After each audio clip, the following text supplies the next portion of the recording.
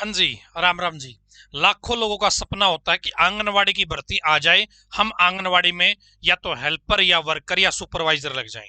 दोस्तों, आपका सपना पूरा होने का समय आ गया है। हरियाणा में 7,000 पदों पे आंगनवाड़ी की भर्ती की घोषणा हो गई है।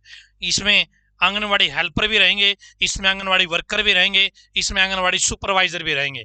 यदि आप जानना चाहते हो पूरी डिटेल, तो इस वीडियो को एंड तक देख लेना, और चैनल पर पहली बार आए हो तो सब्सक्राइब कर लेना। समय समय पर सही जानकारी आप तक पहुंचाता रहूंगा। दोस्तों, यहां पर देखिए, पहले तो बात कर लेते हैं किस जिले के अंदर कितनी वैकेंसी आ रही है, किस पद पे आ रही है। उसके बाद मैं डिटेल भी बताऊंगा आपको कि कैसे क्या कुछ रहने वाला है इन भर्तियों का। देखिएगा, ये आंगनवाड़ी वर्कर है, ये आंगनवाड़ी हेल्पर है, ये आंगनवाड़ी सुपरवाइजर है। अंबाला के अंदर 129 वैकेंसी आएगी आंगनवाड़ी वर्कर की, हेल्पर की आएगी 225, सुपरवाइजर की 15 वैकेंसी। दोस्तों, भिवानी के अंदर आंगनवाड़ी वर्कर की 119, हेल्पर की 195 और सुपरवाइजर की कोई वैकेंसी नहीं है। अब इसका मतलब ये नहीं है कि भिवानी वाले सुपरवाइजर नहीं लग सकते हो जी, कोई दिक्कत नहीं है, ठीक है।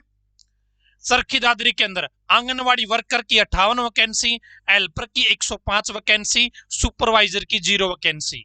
फरीदाबाद के अंदर 83 वैकेंसी वर्कर की, 183 हेल्पर की, 11 वैकेंसी सुपरवाइजर की। फतेहाबाद में 106 वैकेंसी आंगनवाड़ी वर्कर की, 169 वैकेंसी हेल्पर की, 1 वैकेंसी आपकी सुपरवाइजर की।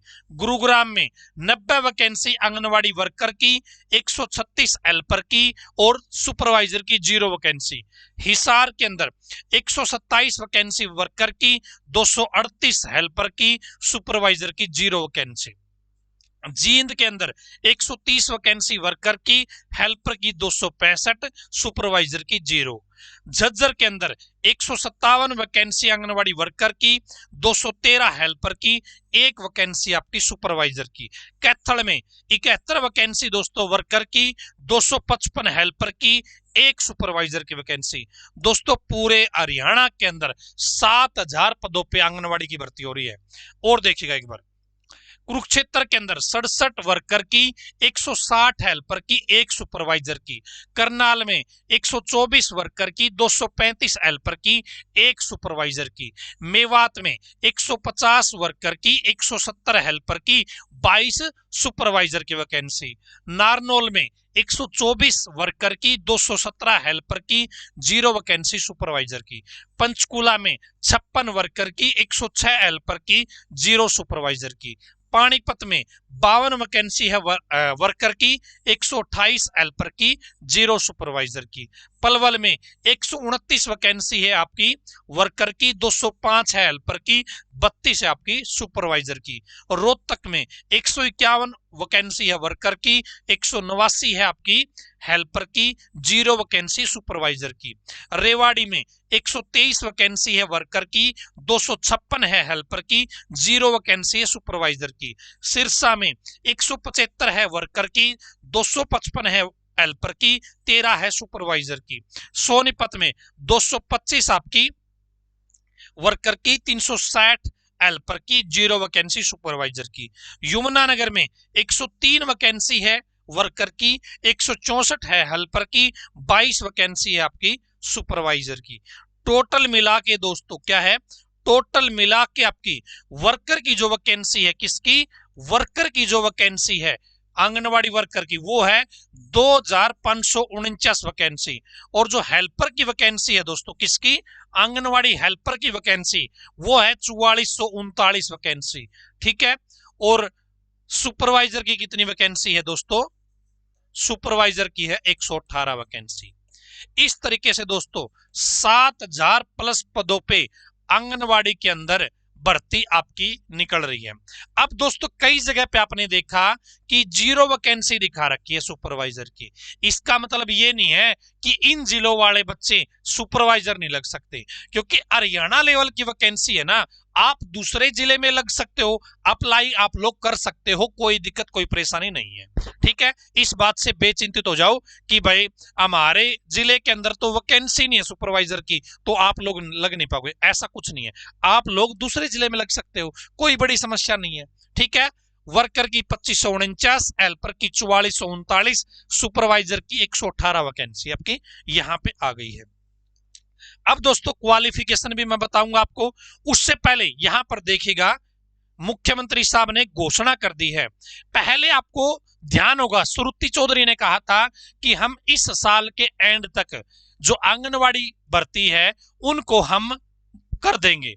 अब दोस्तों ये भर्ती वापस सरकार के पास जाती है, सीएम के पास कि भाई हमें ये पद खाली पड़े हैं, इन पदों को भरना है, आप मंजूरी दे दो। तो अब जो सीएम साहब हैं, नायब सिंह सैनी है, सरकार ने मंजूरी दे दी है इस विभाग को कि ठीक है जी 7000 पदों पे आप भर्ती कर लो। सीएम साहब ने क्या कर दी है, प्रदेश में जल्द होगी 7000 पदों पर भर्ती, सीएम सैनी ने दे दी मंजूरी।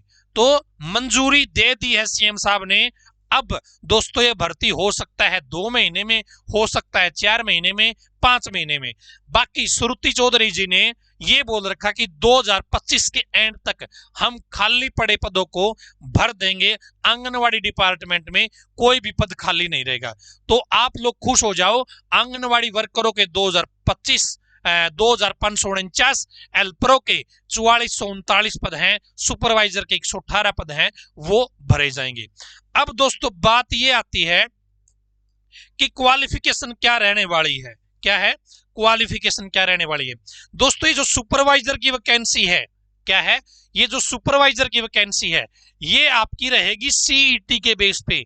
किसके बेस पे, सीईटी के बेस पे रहने वाली है सुपरवाइजर की वैकेंसी। और इसके लिए ग्रेजुएशन पास होना जरूरी होता है। क्या है, ग्रेजुएशन पास होना जरूरी होता है, सीईटी पास आपका जरूरी होता है, और उसके बाद में एक आपका एग्जाम होगा, उसके बेस पे आपका सिलेक्शन होता है। जो वर्कर की वैकेंसी है, जो हेल्पर की वैकेंसी है, ये दोनों वैकेंसी सीईटी के बेस पे नहीं आती, ये बिना सीईटी के है, सीईटी का कोई भी चक्कर नहीं है। एक बात और बता देता हूं, इतने बड़े स्तर पर आंगनवाड़ी डिपार्टमेंट में भर्ती पहली बार आ रही है हरियाणा के अंदर, इतने बड़े लेवल पर दोस्तों पहली बार भर्ती आ रही है। इससे पहले क्या होता था भाई, किसी गांव में 2 पद खाली पड़े हैं तो उस गांव के किसी लेडीज को ही या उस गांव के अंदर ही मैनुअली फॉर्म निकलते थे। ठीक है, और वो जो आंगनवाड़ी वर्कर होती थी या आंगनवाड़ी वो जो मैडम होती है, वही अपने जान पहचान से फॉर्म भरवा के उन्हीं को चिपवा देती थी। लेकिन अब दोस्तों बड़े स्तर पर ये भर्ती आ रही है, इस बार ऐसा नहीं होगा, इस बार प्रॉपर ढंग से आपका सिस्टम रहने वाला है। ठीक है, तो सुपरवाइजर के लिए ग्रेजुएशन पास होना जरूरी है, सीईटी का पेपर भी देना पड़ेगा उसको, उसके बाद एक पेपर और देना पड़ेगा, तब जाके सुपरवाइजर आप लोग लग सकते हो। हेल्पर के लिए, वर्कर के लिए दोस्तों सीईटी का कोई भी चक्कर नहीं है। अब बात आती है कि वर्कर के लिए और हेल्पर के लिए, वर्कर और हेल्पर के लिए, वर्कर की आपकी 2549 वैकेंसी और इसकी है 4439 वैकेंसी। दोस्तों इनके लिए क्या होगा, इनके लिए क्या होगा दोस्तों, इसके लिए हो सकता है 8वीं पास या 10वीं पास होना जरूरी। इसके लिए 10वीं पास, क्या है, 10वीं पास, समझ रहे हो। वर्कर के लिए 10वीं पास, हेल्पर के लिए 8वीं या 10वीं, हो सकता है दोस्तों 8वीं पास के लिए भर्ती कर दे, हो सकता है 10वीं पास के लिए भी भर्ती कर दे। ठीक है, लेकिन बहुत ज्यादा चांसेस है दोस्तों कि 10वीं पास ही रहेंगी भर्तियां। क्या है, 10वीं पास ही भर्तियां रहें। यहां पर देखिए दोस्तों, आंगनवाड़ी वर्कर के लिए 2549 वैकेंसी है, 10th पास और इक्विवेलेंट। आंगनवाड़ी हेल्पर के लिए 4439 वैकेंसी, 8वीं पास या इक्विवेलेंट। सुपरवाइजर के लिए ग्रेजुएशन पास रिलेवेंट फील्ड में। दोस्तों अब बात क्या आती है, अब डायरेक्ट आपकी 8वीं या 10वीं पास होने से आपको आंगनवाड़ी वर्कर या आंगनवाड़ी हेल्पर नहीं लगाया जाएगा।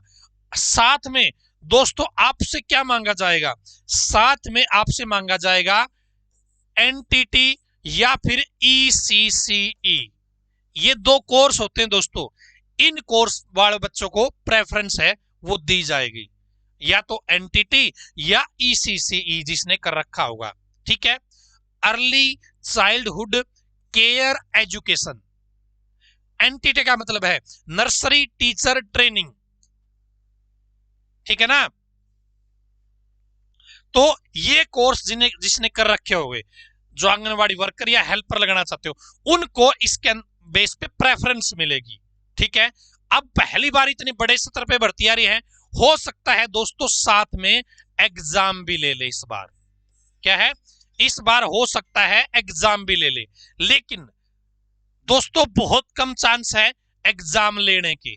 मान के चलो 10-20% चांस है एग्जाम के बेस पे भर्ती हो, लेकिन इस बार बदलाव किया जा सकता है, इस बार एग्जाम लिया जा सकता है।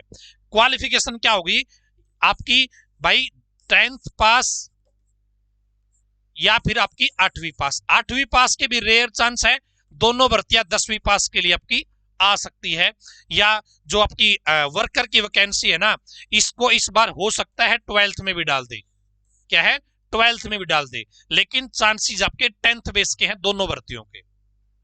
ठीक है, 10th पास होना जरूरी है। इनमें से दोनों में से कोई कोर्स आपने कर रखा हो तो दी बेस्ट आपके लिए रहेगा।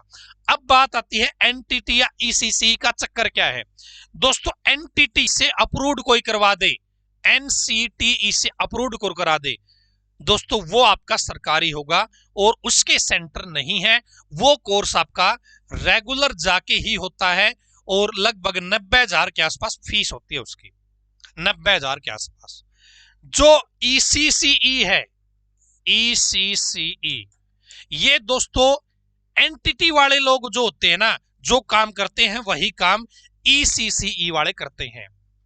ठीक है, ये आपका सरकारी होता है। क्या है, ये आपका सरकारी होता है। आप इग्नू से कर सकते हो, आप NIOS से कर सकते हो, आप अन्य जो सेंटर है वहां से कर सकते हो, जैसे CTR लुधियाना है वहां से कर सकते हो। ये सारी चीजें सरकारी रहेंगी।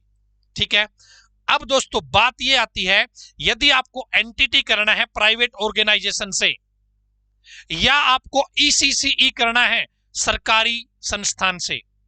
प्राइवेट वाला तो भाई कभी भी आपका एडमिशन ले सकता है और आपको 2 महीने 3 महीने पढ़ा के आपका टेस्ट लेके आपको सर्टिफिकेट दे सकता है। अब ECC वाला सरकारी सिस्टम है, ये प्रॉपर ढंग से होता है। जो मान लेते हैं हम CTR लुधियाना से करता कोई बच्चा, तो उसके तो प्रॉपर भाई फॉर्म निकलेंगे, प्रॉपर आपका टाइम शेड्यूल रहेगा, प्रॉपर आपका टेस्ट होगा, एग्जाम होगा, उसके बाद आपको कोर्स का जो सर्टिफिकेट है वो आपको दिया जाएगा। तो अभी यदि CTR लुधियाना की बात करूं मैं, CTR लुधियाना की लगभग डेट खत्म होने वाली है किसी बच्चे को ECC करना हो तो। ठीक है, आप वहां से कर सकते हो। और यदि आपको इससे रिलेटेड भाई NTT से रिलेटेड या फिर ECC से रिलेटेड कोई और जानकारी चाहिए, 70 15 24 34 91 इस नंबर पे आप व्हाट्सएप कर सकते हैं दोस्तों।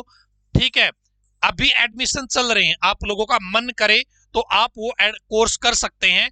और आंगनवाड़ी की आने वाली जो भर्ती है, मंजूरी तो मिल गई है, अब तो भाई 4 महीने में, 5 महीने में, 3 महीने में, 6 महीने में भर्ती निकलेगी, कन्फर्म है। ठीक है ना, मंजूरी मिल गई है तो भर्ती अब होगी ही होगी। हो सकता है 4 महीने बाद, हो सकता है 5 महीने बाद, 6 महीने बाद। ठीक है, तो आप इस नंबर पे व्हाट्सएप कर सकते हैं। जो मैंने ECC बताया वो सरकारी संस्थान से होगा, इस बात का ध्यान रखिएगा।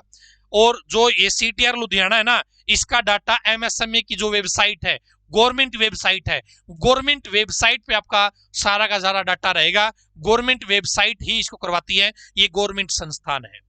आपको ध्यान होगा फायरमैन की एक भर्ती की लिस्ट आई थी कि भाई HSSC ने रिलीज करी थी कि कौन कौन से सेंटर वैलिड है। तो फायरमैन में जो वैलिड सेंटरों की लिस्ट आई थी उसके अंदर CTR लुधियाना का भी नाम था कि इस सेंटर से किसी ने फायरमैन का कोर्स कर रखा है, वो बच्चा भी वैलिड है।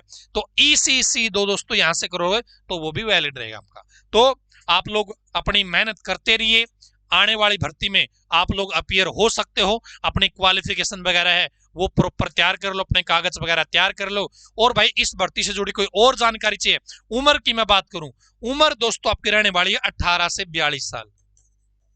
ये जनरल कैटेगरी की है दोस्तों, क्या है, ये जनरल कैटेगरी की एज है। जो आपका बीसी है उसको 3 साल की छूट है, जो SC ST है उसको 5 साल की छूट रहने वाली है। एज का क्राइटेरिया है, क्वालिफिकेशन मैंने बता दी। तो आप लोग अपनी मेहनत करते रहिए, जुटे रहिए, और इस वीडियो को मैक्सिमम शेयर कर दीजिएगा अपने यारे प्यारे दोस्तों के साथ। हो सकता है उनके परिवार में कोई माता में कोई बहन कोई आंगनवाड़ी भर्ती की योग्यता रखती हो, उसको पता ही नहीं चले तो फिर वंचित रह जाएगी नौकरी से, और इतने बड़े स्तर पर दोबारा भर्ती आनी बड़ी मुश्किल हो सकती है। ठीक है, अभी से अपने कागज वगैरह तैयार बनवा के रखो ताकि कल को कोई दिक्कत नहीं। कोई और जानकारी चाहिए है कि एडमिशन कैसे होगा जी, तो उसमें भी आपकी पूरी सहायता कर दी जाएगी, आप व्हाट्सएप कर सकते हो। आज की इस वीडियो में इतना ही, धन्यवाद। भगवान करे आपसे